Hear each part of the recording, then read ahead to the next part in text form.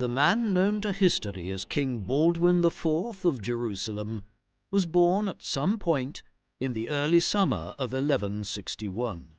The exact date of his birth is not known, nor is the location, though it is usually assumed that it was in the city of Jerusalem. His father was Amalric, Count of Jaffa and Ascalon. As Count, he was one of the foremost lords of the Kingdom of Jerusalem, hardly surprising given that he was a member of the royal family and his brother was King Baldwin III of Jerusalem. The young Baldwin was named after his uncle, the king, who also stood as godfather for the newborn when he was baptized in 1161. Baldwin, though, would never know the monarch for whom he was named. In February 1163, Baldwin III died, most likely from complications owing to dysentery, though suspicions arose that he was poisoned.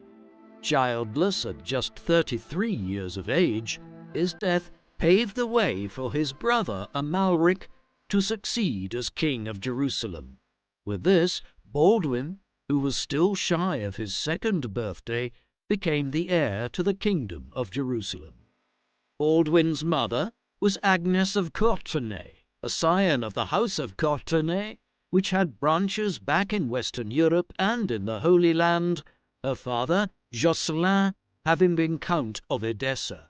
She was also closely related to the royal line of Jerusalem. She and Amalric had one other child beyond Baldwin, a daughter named Sibylla, who was born either in 1158 or 1159, and so was Baldwin's older sister. Sibylla would play a major role in Baldwin's life. His mother, though, would never be Queen of Jerusalem. At the time of the death of Baldwin III in the spring of 1163, as Amalric was preparing to succeed his brother, the religious authorities of Jerusalem and other bishoprics of the Crusader states had objected to Agnes becoming queen, claiming that she and Amalric were too closely related for their marriage back in 1157 to have been given church approval. The pair were only related in the fourth degree, a hardly unusual circumstance in the marriage of royals and nobles in medieval times, and so the objection to Agnes becoming queen must have been the result of some unclear political intrigue. Whatever the precise reasons were, Amalric caved to the church's demands. He declared his marriage to Agnes void and became king, remarrying in 1167 to Maria Comneni, a grandniece of the Byzantine Emperor Manuel I. This second marriage would result in just one daughter, and so Baldwin remained the undisputed heir to the Kingdom of Jerusalem. Meanwhile, even though he had been forced to renounce her in 1163, Agnes remained a powerful figure at the royal court in Jerusalem throughout the 1160s, 1170s, and early 1180s, during Baldwin's later reign. Baldwin was born in the Crusader states of the Holy Land. These had only existed for just over half a century. Back in the early days of Christianity in late antiquity, the Eastern Mediterranean had been the heartland of the Christian Church, but in the middle of the 7th century, the Levant, parts of Asia Minor, and west into North Africa had all been conquered by the Arabs, and people there converted to Islam for the most part in the 7th and 8th centuries. The Arab Muslims had been relatively tolerant of Christian pilgrims visiting Jerusalem over the centuries, but the Turks, who conquered large parts of the region in the 11th century, were less so. It was in response to the expansion of Turkish power in the second half of the 11th century that the First Crusade was preached by Pope Urban II in Western Europe in 1095. Tens of thousands took the cross and headed east.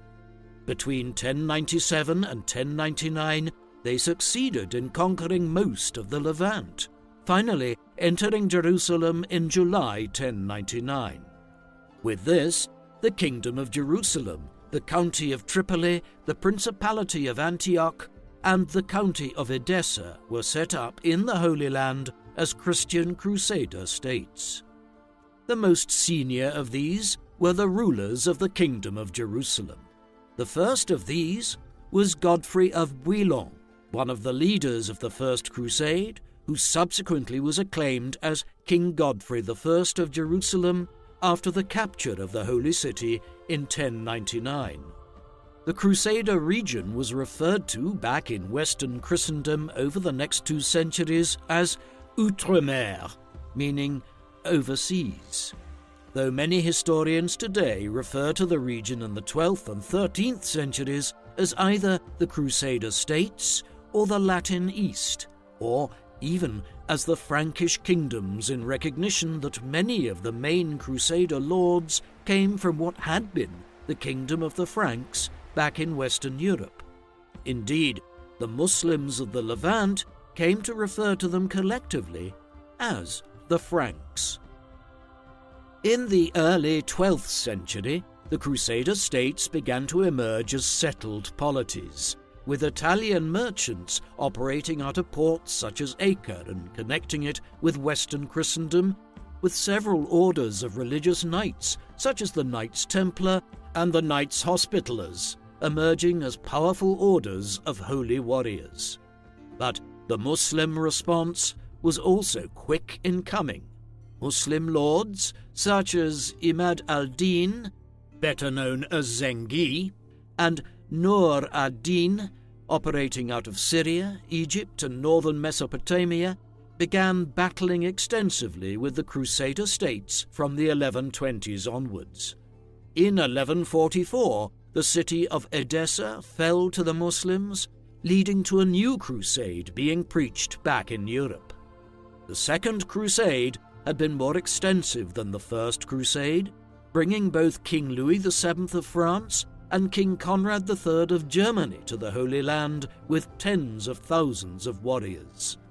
It was a sign of the stiff resistance which the Christians now faced in the Levant that this Second Crusade was far less successful than the first, with little new land brought under the control of the Crusader states, though after the Second Crusade, in 1153, King Baldwin III of Jerusalem, young Baldwin's uncle, had succeeded in seizing Ascalon, one of the few urban centres in the Levant, which the Fatimid rulers of Egypt had managed to retain control of since the First Crusade.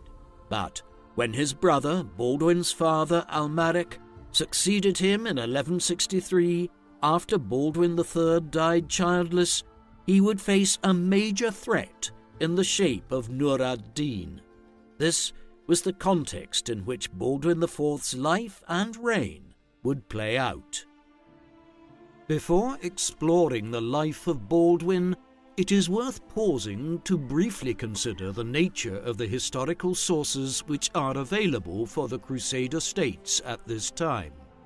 In general, the High Middle Ages are a period for which there is nothing like the abundant amount of bureaucratic, governmental, and judicial records which survive for more modern times, or even extensive correspondence. This is doubly the case for the Crusader states of the Holy Land, where what records were produced in the 12th century were generally lost and destroyed as the Crusader states collapsed in the course of the 13th century. Owing to this, we are especially reliant on a number of chronicles written by contemporary historians. 2 of these were written by figures that were present in Outremer during Baldwin's times and who were eyewitnesses to much of the events they describe.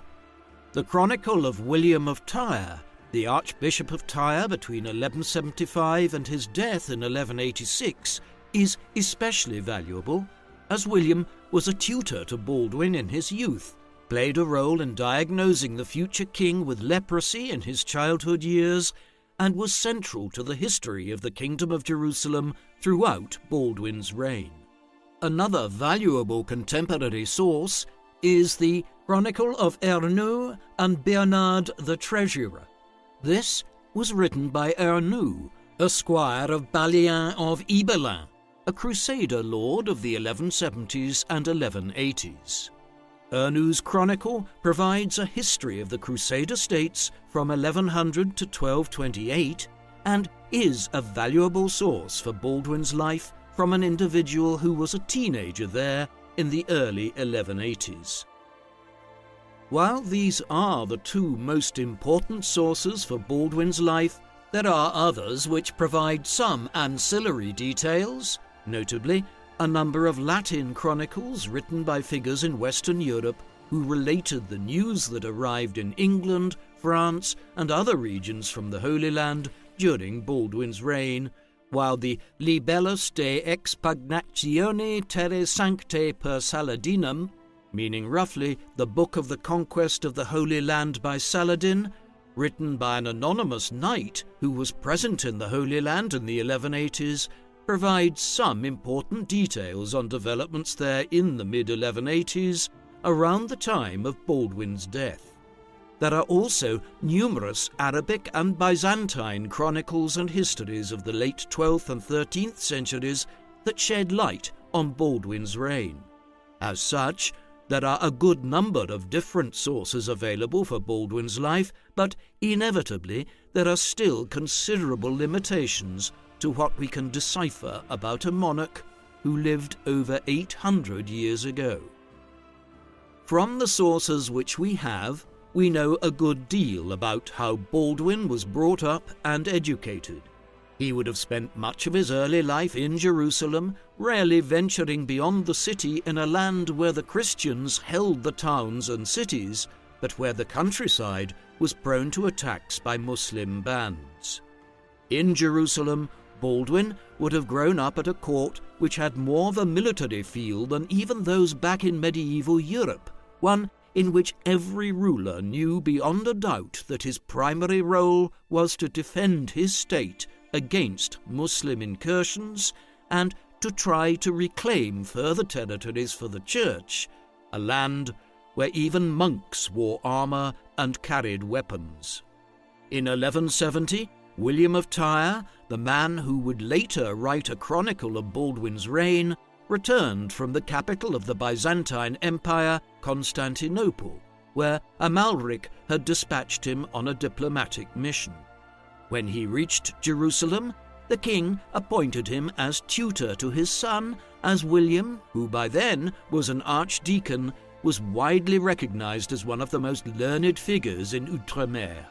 The dual nature of the Christian Crusader states as polities in which Christians and Muslims often lived side by side was seen in Baldwin's education in other spheres. It was an Arab by the name of Abdul Khair who taught Baldwin to ride a horse. Baldwin's early years and education were highly significant in other respects. He was sent to live for lengthy periods of time in the household of William of Tyre, and it was while he was there that William first noticed the symptoms of Baldwin's leprosy. In later years, he recounted his discovery in the following way. While he was staying with me, it happened that, as he was playing with some boys of noble birth who were with him, and they were pinching each other on the arms and hands with their nails, as children often do when playing together, the others cried out when they were hurt, whereas he bore it all with great patience, like one who is used to pain, although his friends did not spare him in any way. When this had happened several times, and I was told about it, I thought it was a consequence of his patient disposition, not of his insensitivity to pain, and calling him to me, I began to ask him questions about it, and finally I came to realize that half of his right arm and hand was dead, so that he could not feel the pinchings at all, or even feel if he was bitten. Then I began to feel uncertain in my mind, recalling the words of the wise man who said, "It is a certainty that a limb which is without feeling is not conducive to health, and that a sick man who does not feel himself to be so incurs great danger. His father was told, and after the doctors had been consulted, careful attempts were made to help him with poultices, ointments, and even charms, but all in vain, for with the passage of time we came to understand more clearly that this marked the beginning of a more serious and totally incurable disease. It grieves me greatly to say this, but when he became an adolescent, he was seen to be suffering from leprosy to a dangerous degree. Another sign of the cultural tolerance which existed in the Crusader states at this time was seen in the hiring of Arab doctors to treat Baldwin, chief amongst them Abu Sulaym and Dawood. But there was no cure for Baldwin's leprosy or even an effective treatment. His leprosy would come to define his life in many ways, as will become clear. The disease that his son and heir was suffering from was not King Amalric's only concern. He had begun his reign by taking the offensive against the Muslims that bordered on the Kingdom of Jerusalem. The main power at this time was the Fatimid Caliphate, which ruled Egypt and adjoining lands, a power which had been in decline for some time, in part because of the expansion of the Turkic Muslim powers further to the north, who had controlled the Levant prior to the arrival of the First Crusade. The Fatimids experienced a period of intense internal instability and famine throughout the 1160s, and Amalric was able to campaign effectively against them in the first year of his reign, consolidating the southern frontier of the Kingdom of Jerusalem. But matters were very different to the north. In the early autumn of 1164, news arrived in Jerusalem that Nur ad-Din, the Turkic Muslim ruler of Syria, had defeated a Crusader force of the county of Tripoli and the Principality of Antioch at the Battle of Harim, obliterating or capturing thousands of Crusader knights and soldiers, a costly defeat which the Crusader states could ill afford at a time when reinforcement from Western Europe was the only way of making up for such losses on the battlefield. Defeat at Harim put the Crusaders on the defensive for several years to come. It was at this juncture that Amalric entered negotiations with the Byzantines that resulted in him marrying Maria Komnene in order to acquire military aid from the Greeks. It was several years after the disaster at Harim when Amalric learned of his son's condition. It was most likely kept secret to begin with, and there may even have been some doubt as to whether the diagnosis was correct. Baldwin did not appear to have any visible physical symptoms of leprosy during his youth, and the diagnosis was made purely on the basis of his lack of nerve sensation. The royal family would also have been reluctant to publicize the illness of the king's son. Leprosy carried an enormous social stigma at the time, the belief being that the disease was something of an affliction visited on individuals by God for some perceived wrongdoing. Consider the following passage on leprosy from the book of Isaiah in the Old Testament. "He is despised and rejected of men, a man of sorrows and acquainted with grief, and we hid, as it were, our faces from him. He was despised, and we esteemed him not. Surely he hath borne our griefs and carried our sorrows. Yet we did esteem him stricken, smitten of God, and afflicted." Scholars have speculated that the Christians of the Crusader states were more tolerant of leprosy than their brethren back in Western Europe, and indeed, in the 1140s, the Order of St. Lazarus had been established in Jerusalem for the care of lepers. However, there was still no doubt that Baldwin's condition would be enormously problematic, not least because lepers were largely expected to segregate themselves away from wider society, the belief in the contagious nature of leprosy being strong. Hansen's disease, to give it its modern clinical name, is contagious, but it requires prolonged exposure to the bodily fluids of those who carry it for someone to be infected. This was not known in pre-modern times, however. The expectation that someone like Baldwin should shut himself away under the care of the Lazar house in Jerusalem was impractical for a king-in-waiting whose primary duty was to lead armies, something which would become nigh on impossible as his condition deteriorated in years to come, but which Baldwin would still rise to the challenge of doing. Amalric was aware of all of this and was concerned about the succession as a result, something which may have informed his decision to remarry in 1167, but he would find no solution before his own premature death, the latest in a long line of kings of Jerusalem to die young. In 1174, after the death of Nur ad-Din, the great nemesis of his reign, Amalric had laid siege to the town of Banyas. Eventually, he had to give up on this, realizing that the town was not worth the resources that would have been required to maintain a long siege. It was while heading back to Jerusalem from Banyas that he fell ill with dysentery.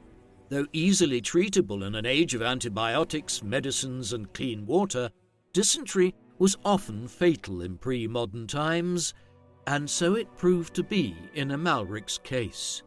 His condition deteriorated in the days that followed, and back in Jerusalem he began running a severe fever.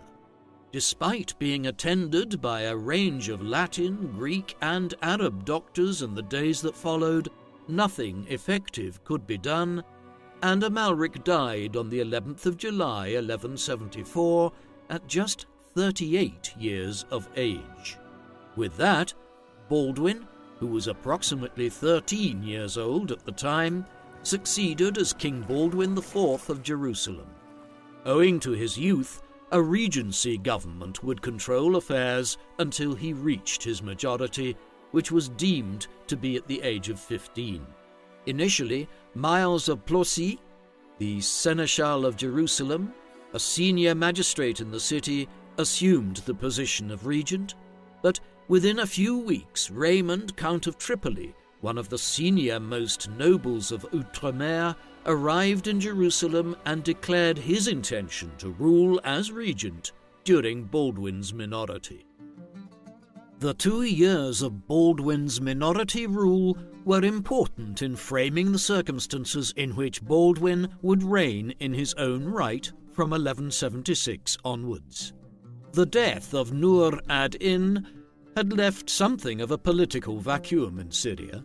It was quickly filled by a noted warrior of a scholarly disposition who had emerged in the 1160s under Nur ad-Din's wing. This was Yusuf ibn Ayyub, a warlord who hailed from Tikrit in what is now Iraq. He is better known by the Arabic laqab, or epithet, which he acquired in later life, Salah ad-Din or Saladin, meaning the righteousness of the faith. In the mid-1160s, Saladin had gone to Egypt with Nur ad-Din's blessing to shore up the Muslim position there as the Fatimid Caliphate was in crisis.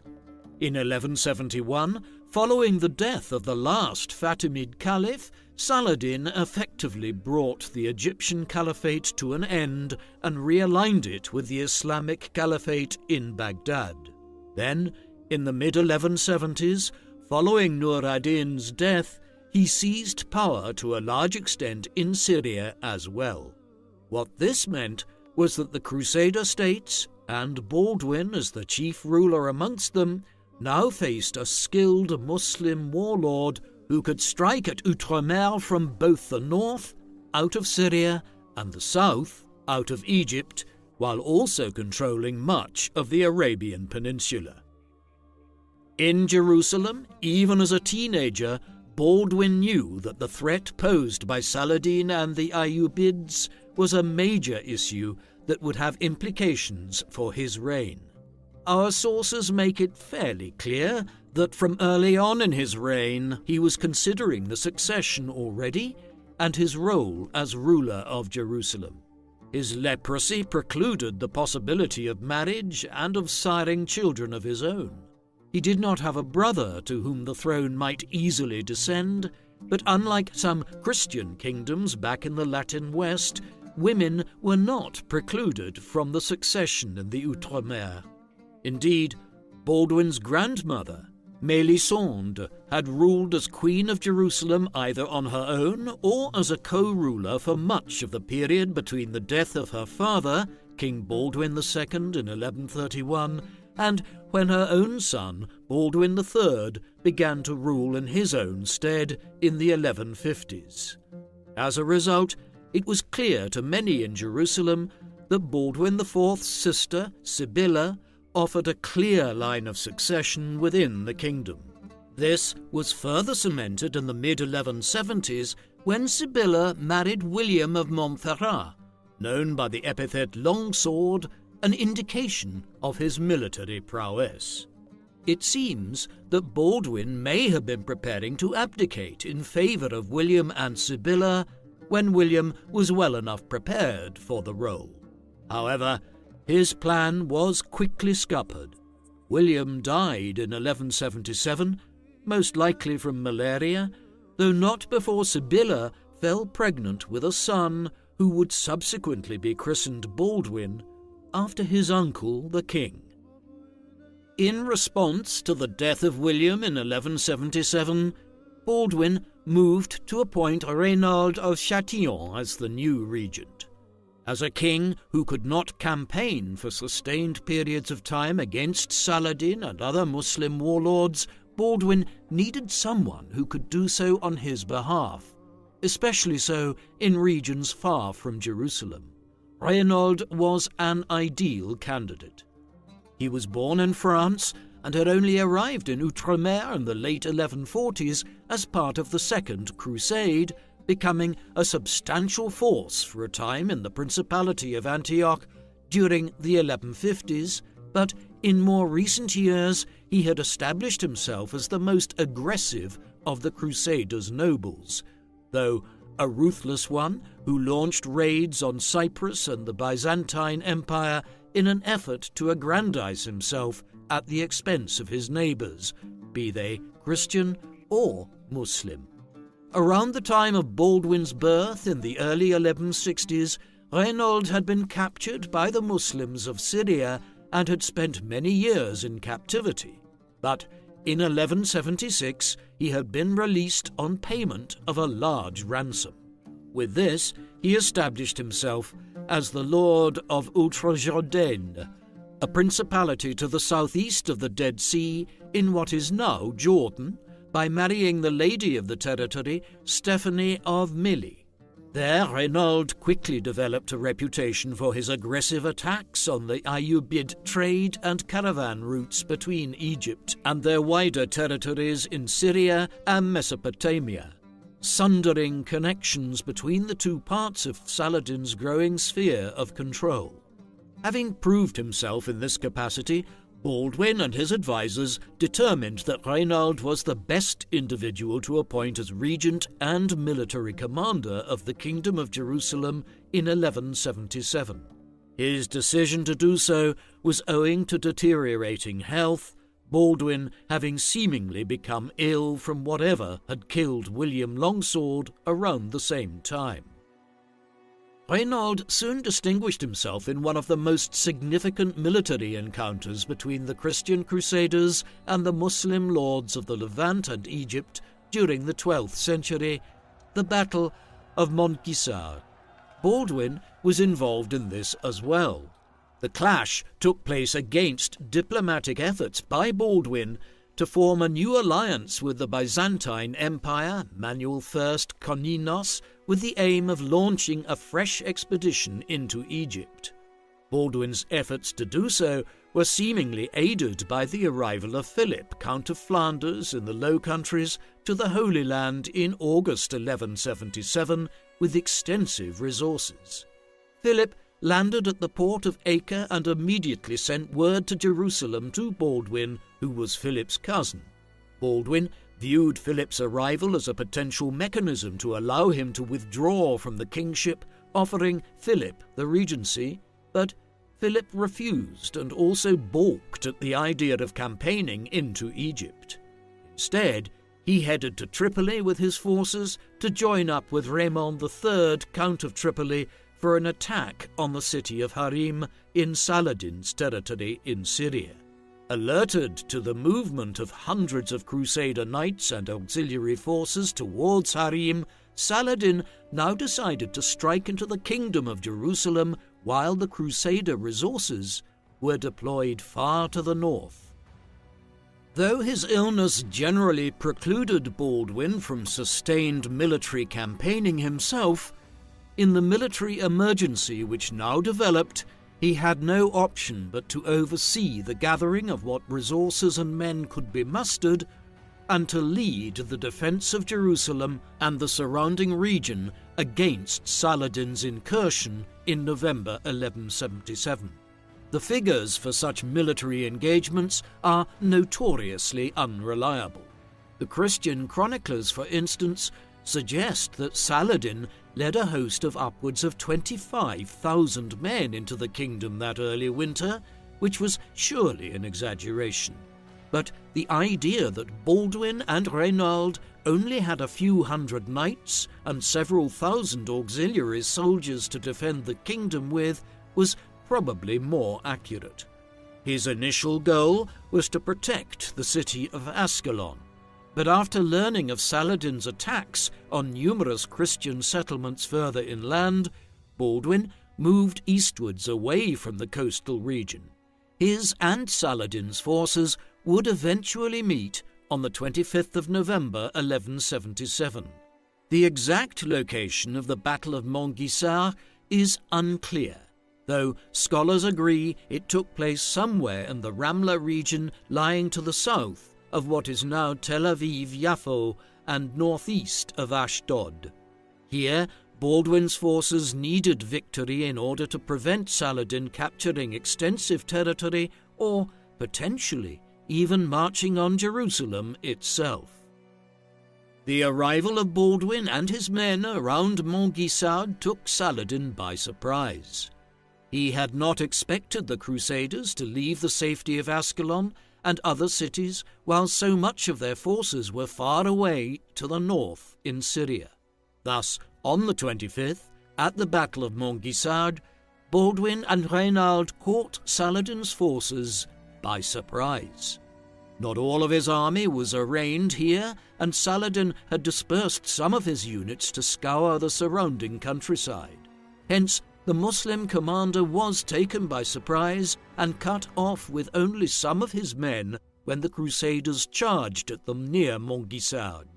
Reynald and Baldwin, the latter of whom, despite his leprosy, was known to have been a skillful horse rider in his youth, led a cavalry charge straight towards the centre of Saladin's lines with his heavy cavalry.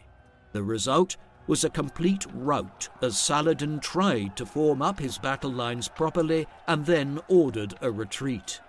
This manoeuvre became chaotic, and as Reynald's and Baldwin's units chased after the Muslim forces, many of Saladin's men, his great-nephew included, were cut down. The slaughter was compounded by the fall of darkness, which made the retreat even more disjointed.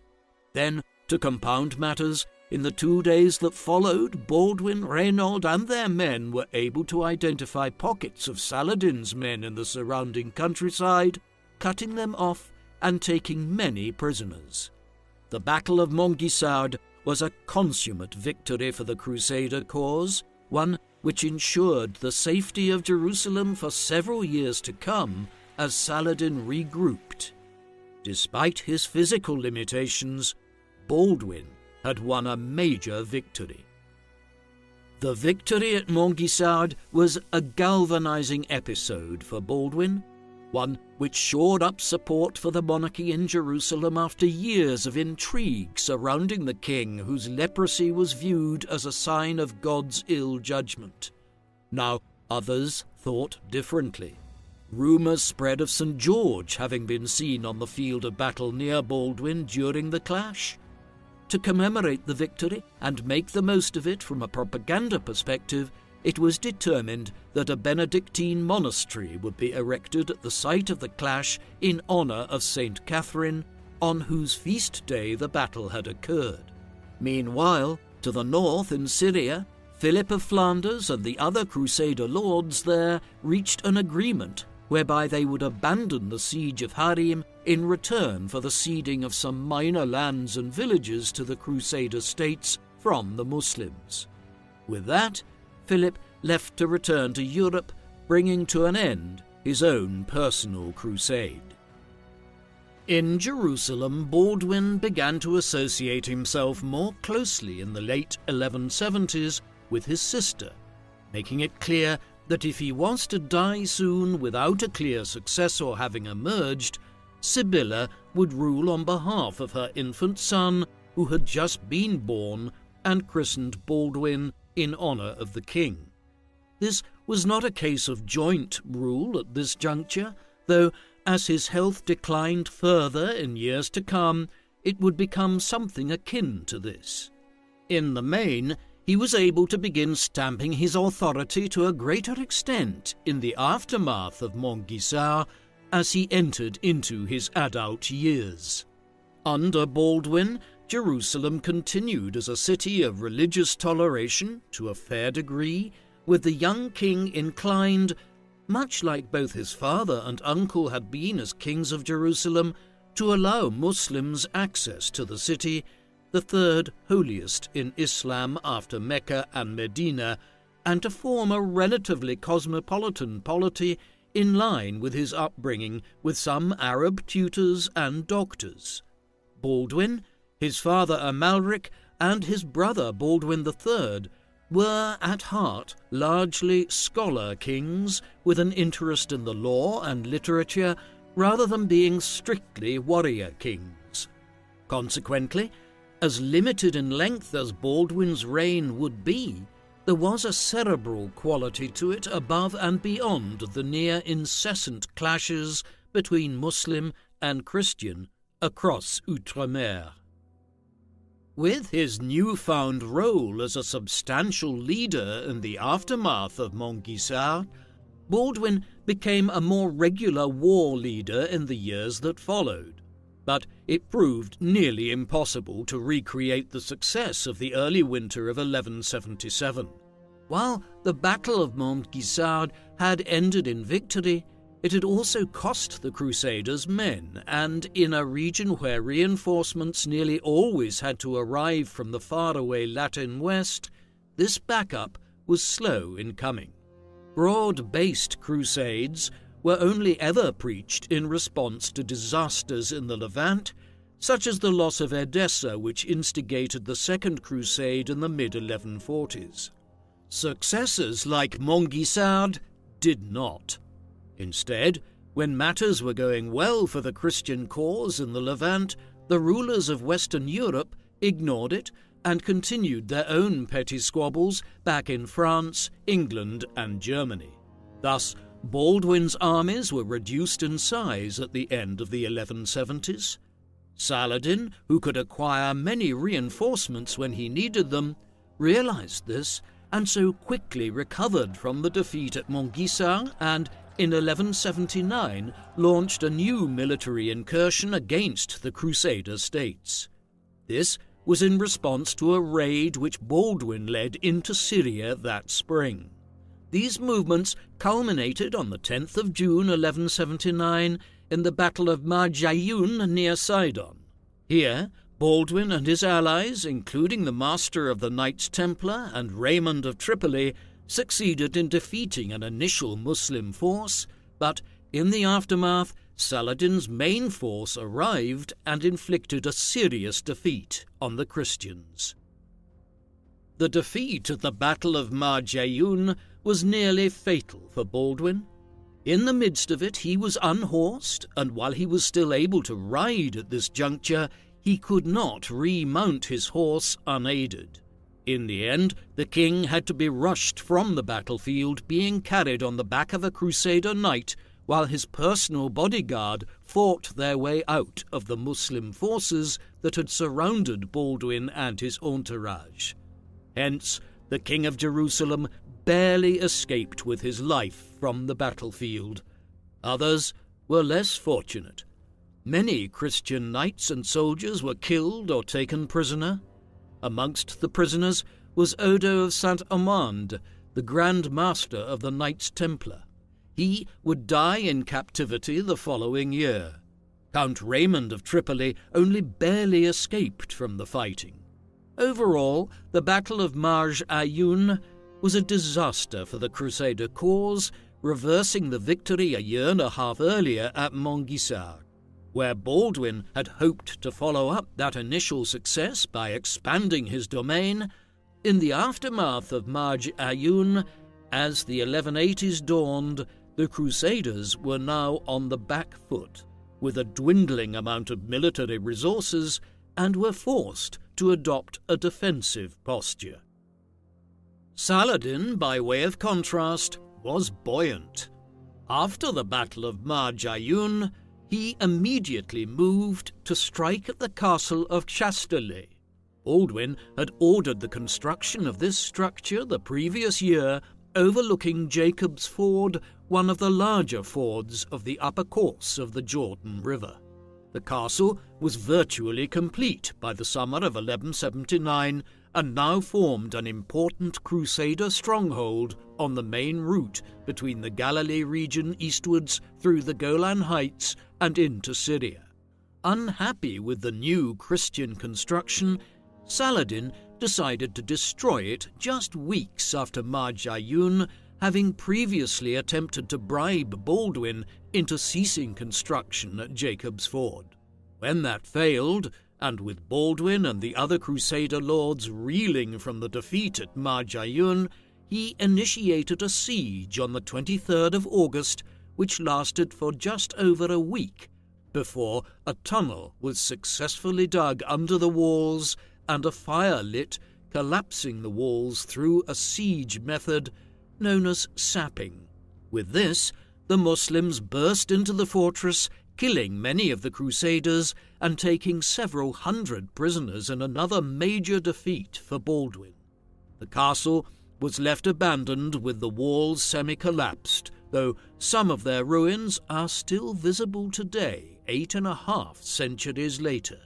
The victory was also not without cost for Saladin, as an outbreak of disease occurred amongst his men after seizing Chastelet and claimed many Muslim soldiers.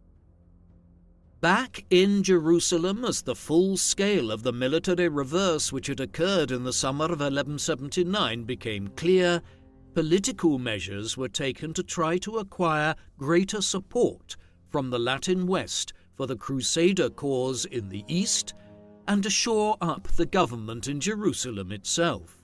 At the heart of this were the royal family and a newcomer to the Holy Land, Guy of Lusignan.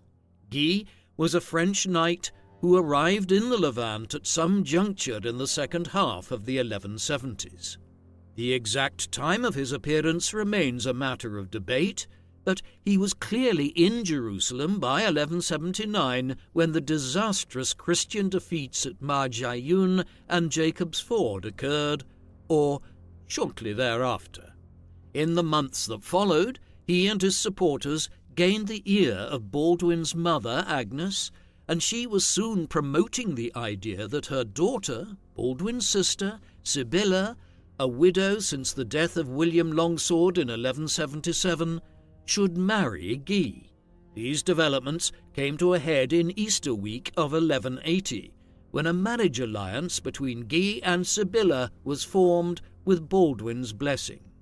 William of Tyre informs us that the reason for the marriage alliance was in order to gain Guy's aid in forestalling a plot by Count Raymond of Tripoli and Prince Bohemond of Antioch to overthrow Baldwin, though William himself was absent from Jerusalem at this time and was not an eyewitness to these events. Whatever the truth of it may have been, the result is reasonably clear. Guy married Sibylla, bringing fresh support to Baldwin's kingship in the shape of the Lusignan faction that shored up the king's position in the aftermath of the defeats of 1179. It was not just Guy and the supporters of Lusignan that Baldwin was seeking to acquire aid from in 1180. In the immediate aftermath of the marriage, Baldwin dispatched one of his closest advisers and ministers and a near relative on his mother's side, Jocelyn of Courtenay, to Constantinople, the goal being to allay the concerns which the emperor there may have had about the diplomatic reorientation in Jerusalem and to appeal for fresh aid from the Byzantines. However, at Constantinople, Jocelyn's mission stalled as Emperor Manuel I died there in September 1180 and was succeeded by his 11-year-old son, Alexios II, initiating a regency government which was in little position to offer immediate aid to the Crusader states. Envoys to Western Europe, dispatched through the Knights Templar, which had become a powerful institution in Western Christendom by that time, initially held out the hope of a major new crusade in response to the defeats in the Levant of 1179. Pope Alexander III responded by sending out missives to many monarchs and lords in Europe, notably King Philip II of France and King Henry II of England. These would fall on deaf ears for the most part, though it is noteworthy that Alexander's petitions included a searing attack on Baldwin, claiming that Saladin's victories in 1179 at Marjayoun and Jacob's Ford were the result of Baldwin's leprosy, which in turn was portrayed as a symptom of God's judgment of the sins of the Crusaders.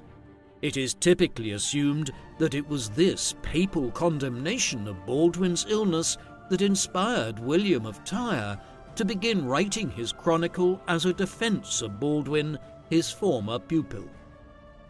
While little material support was forthcoming from the West to the Christians of the Levant in the early 1180s, circumstances were nevertheless improving for Baldwin and the Crusader lords there during these years.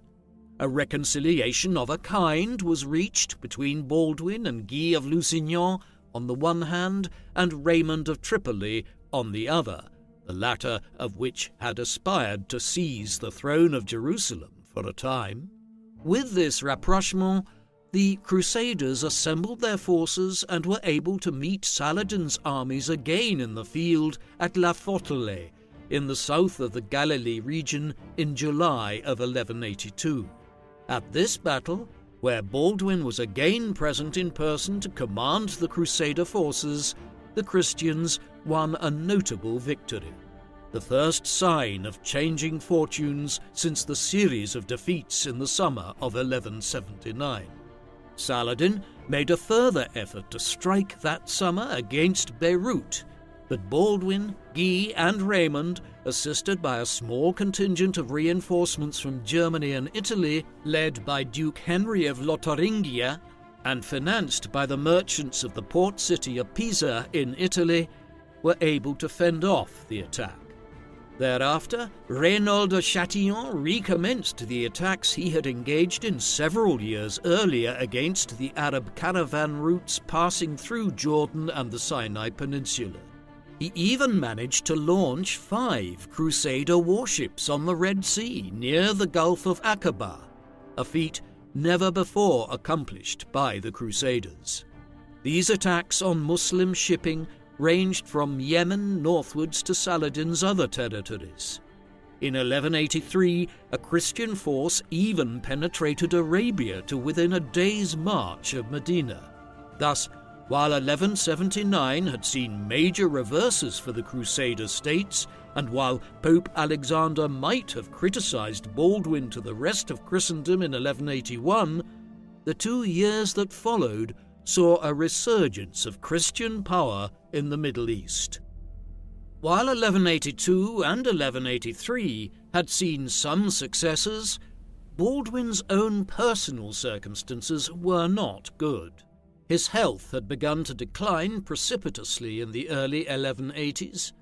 By 1182, his leprosy had degenerated to the point where he was largely blind and crippled. He could barely use his hands or feet unaided. William of Tyre presents the following description of the degeneration of Baldwin's health. Day by day, his condition became worse. The extremities and face were especially attacked, so that his faithful followers were moved with compassion when they looked at him. In addition, the leprosy, which had begun to trouble him at the beginning of his reign, in fact, in very early youth, became much worse than usual.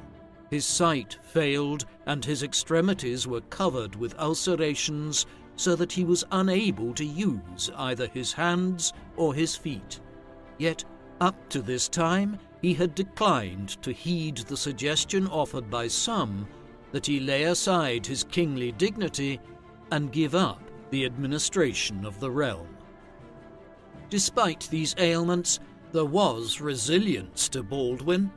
A good horse rider in his youth, when he lost the ability to ride at the front of his armies, he insisted on still campaigning, being carried on a litter. In Jerusalem, he attended councils of state even when ill. These councils often focused on the problems of continuing to finance the military campaigns, and in February 1183, Baldwin was forced to impose a tax known as the Curia Generalis, a general levy of 1% of the value of property and 2% of all incomes. There is no evidence to suggest that Baldwin would have attended these council meetings wearing a mask of any kind, as some popular modern depictions of him have suggested. Instead, his advisers, the Crusader lords, and the heads of the religious orders would have seen directly the deteriorating physical state of their king, his face a growing mass of scabs and necrotic scars. Most would have known that he did not have long left in the world. By 1184, Baldwin's situation had declined to the extent that he effectively established his nephew, Sibylla's son, Baldwin from her first marriage to the deceased William of Montferrat, as his official co-ruler. Clearly, the young Baldwin, who was only 6 years of age, did not perform this role in any capacity himself, but what it did mean was that power was being shared to an even greater extent with Sibylla and her second husband, Guy of Lusignan. This arrangement was fractious. Guy was a heavy-handed figure, one who increasingly treated the severely ill king with disdain, refusing to grant him the city of Tyre, part of Guy's territory, when Baldwin offered to leave Guy in charge of Jerusalem in exchange, the king wishing to reside at Tyre on the coast in his final days, where proximity to the Mediterranean seemed to aid his condition, perhaps the additional moisture in the air relieving the torment to his skin. Further agitation followed when Guy's actions nearly led to the loss of Kerak Castle in Jordan, while in 1184 Guy massacred a contingent of Bedouin in the Negev region who had previously allied with the Crusaders, actions which Baldwin strongly condemned. There was one last effort made by Baldwin to secure aid from the Latin West, though, unbeknownst to Guy and others in Outremer, the mission was also launched with orders from Baldwin to consult with the Christian lords back in Western Europe on the succession to the Kingdom of Jerusalem. Ideally, Baldwin was seeking a Western prince who would come to the Levant and rule in association with him, allowing him to live his last years in peace, while also circumventing the perennially feuding Crusader lords, such as his brother-in-law, Guy of Lusignan, Raymond of Châtillon, and Count Raymond of Tripoli. The mission was led by Heraclius, the Latin Patriarch of Jerusalem and Archbishop of Caesarea, the leading Christian religious figure in the Levant. In 1184, he was dispatched across the Mediterranean, along with Roger du Moulin, the Grand Master of one of the major religious orders, the Knights Hospitallers, and the new Grand Master of the Templars, Arnold of Torroja. The trio took with them several relics and the keys of both the gates of Jerusalem and the doors of the Holy Sepulchre, the most holy church in the Levant, in the Christian quarter of Jerusalem. In Europe, Heraclius visited Italy, France, and England. Like many such envoys before and afterwards, he received grand promises from the monarchs and lords of Western Christendom about their intentions to head on crusade to Outremer, but they all proved lackluster. In 1185, he returned to Jerusalem with a promise from Henry II of England that he would soon follow with an army to reinforce Baldwin's position, but it never materialized. By the time Heraclius returned to Outremer, the king who had sent him to Western Europe was dead. Baldwin's rapid deterioration over the past years came to a head in 1185. He died at some unknown date in the spring of that year, a few weeks short of his 24th birthday, and certainly before the 16th of May, at which time his nephew was referred to as the sole king of Jerusalem. Sicardus of Cremona, a contemporary Italian religious authority and historian who later ended up in the Levant himself as part of the Fourth Crusade, and who was involved in efforts to organize a new crusade in the 1180s, around the time Baldwin died, lauded Baldwin in an encomiastic passage in one of his writings, declaring that although he had suffered greatly from leprosy from a young age, he had won a notable victory over Saladin at Montgissa in 1177 and had preserved the Crusader states during his reign. Baldwin was laid to rest in the Church of the Holy Sepulchre in Jerusalem at the foot of Mount Calvary, near his father King Amalric's tomb and those of the other Latin kings who had ruled the Kingdom of Jerusalem since the First Crusade. With Baldwin's passing, his nephew succeeded as King Baldwin V of Jerusalem. A child nearing just 8 years old, he was unable to rule in his own right, and a minority government headed by Raymond III, Count of Tripoli, was set up to govern the Kingdom of Jerusalem until he came of age. That would never happen. He was dead himself a year later, the child dying under murky circumstances in the early autumn of 1186, though many historians dispute the inference of the chroniclers that Raymond had his charge poisoned in order to become king himself. In any event, it was not Raymond who claimed the throne after Baldwin V's premature death, but instead Sibylla and her husband Guy of Lusignan stepped into the breach. The accession of Guy as King of Jerusalem in 1186 virtually guaranteed renewed war with the Muslims and Saladin, and so it proved. Clashes broke out in late 1186 and continued into 1187. These culminated in July that year in the Battle of Hattin to the west of the Sea of Galilee. In this, Saladin won a major victory and Guy was captured along with Reynald of Châtillon, who had caused Saladin such problems with the caravan routes between Egypt and Syria for the better part of a decade. While Guy was kept prisoner, Saladin had Reynald beheaded, proclaiming him to be nothing more than a bandit.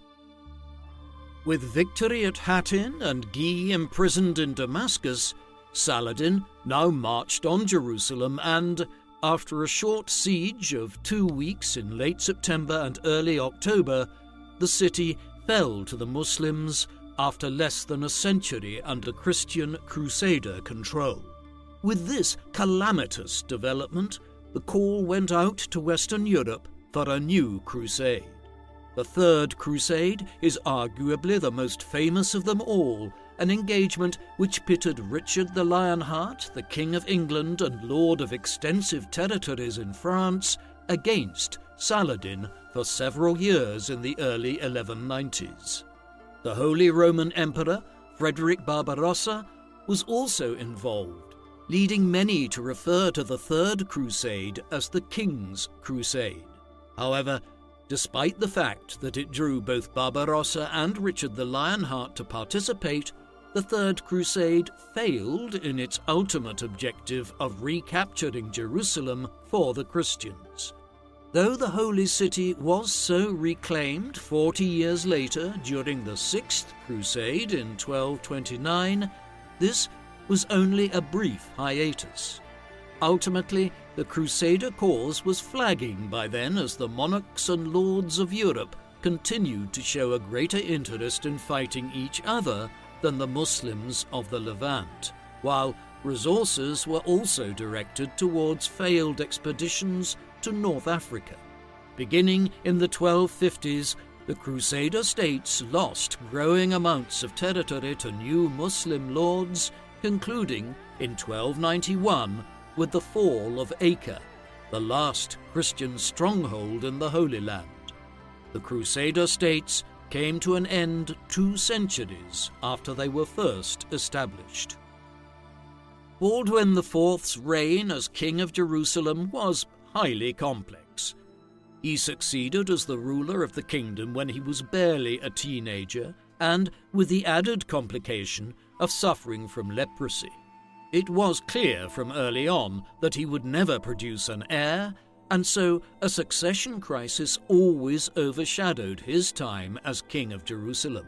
But despite these limitations, his time as king was successful in some respects.